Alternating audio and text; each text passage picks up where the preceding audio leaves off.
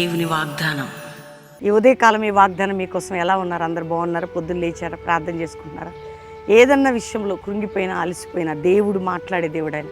కనికరం కలిగిన వాడు, క్షమాభిక్ష పెట్టేవాడు, నిందలని అవమానాలని ఘనతగా మార్చేవాడు. రెండవదిగా దేవునితో గడపడం అనేది క్రైస్తవ జీవితానికి చాలా విలువైన బంధం. అది క్రీస్తుకు మీరు దగ్గర కావాలి, క్రీస్తుని అధికంగా ప్రేమించాలి, ఆయనకు సమీపంగా రావాలి. ముఖ్యంగా ఈరోజు దేవుడు మనకిస్తున్న శ్రేష్టమైన చక్కటి వాగ్దానం నేను చదువుతున్నాను, వింటారా? అందరు ప్రేయర్ఫుల్గా దేవుని మాటను రిసీవ్ చేసుకోండి, ప్రార్థనలో ఉండండి, ప్రభుకు దగ్గర అవ్వండి. చదువుకుందాం.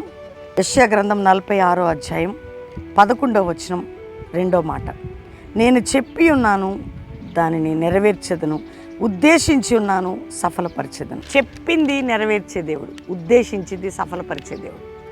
నేను చెప్పి ఉన్నాను, నెరవేర్చెదను, నేను ఉద్దేశించింది సఫలపరిచేదను. నీ జీవితంలో ఏం చెప్పాడో అది నెరవేరుస్తాడు. నీ పట్ల ఏ ఉద్దేశం అది సఫలపరుస్తాడు. తప్పక జరగబోతుంది.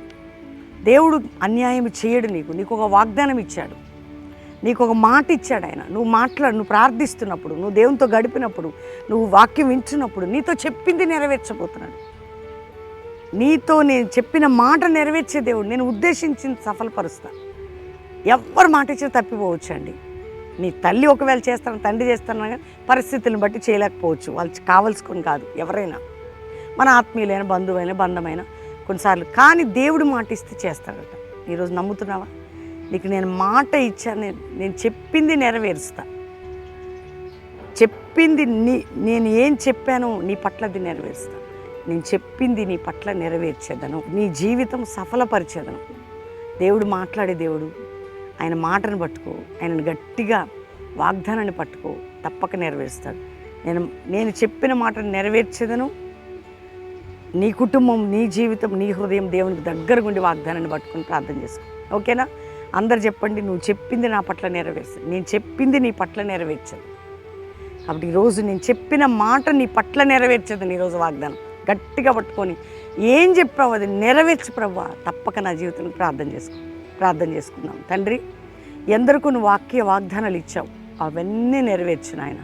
వారి జీవితాల్లో నీ ఉద్దేశం సఫలపరచు. ఆరోగ్యమి, ఆశీర్వాదాలు, ఆత్మీయ జీవితం, పడిపోయిన జీవితాన్ని కట్టు.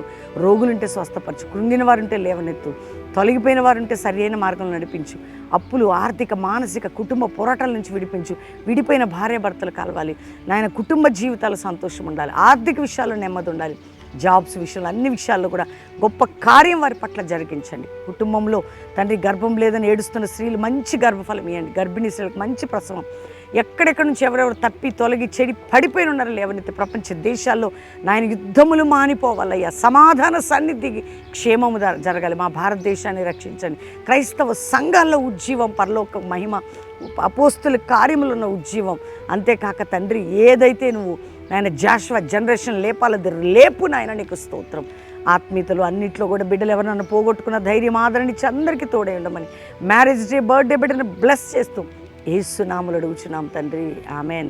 ఈ వాగ్దానం పాస్టర్ ప్రవీణ్ యూట్యూబ్ ఛానల్ నుంచి అందరికీ షేర్ చేయండి, సబ్స్క్రైబ్ చేసుకోండి. చక్కటి పాటలు వింటున్నారు, వినండి, దేవుని మహింపరచండి. అంతేకాక శనివారం ఉజ్జీవ సభ బెల్లంపల్లిలో ఉంటుంది, అంతే కల్వరి ప్రామిస్ ల్యాండ్లో ఉంటుంది. అద్భుతంగా హైదరాబాద్లో ఆదివారం 3 ఆరాధనలు ఉంటాయి. కుటుంబాలుగా పాలు పొందండి. God bless you. Praise lord.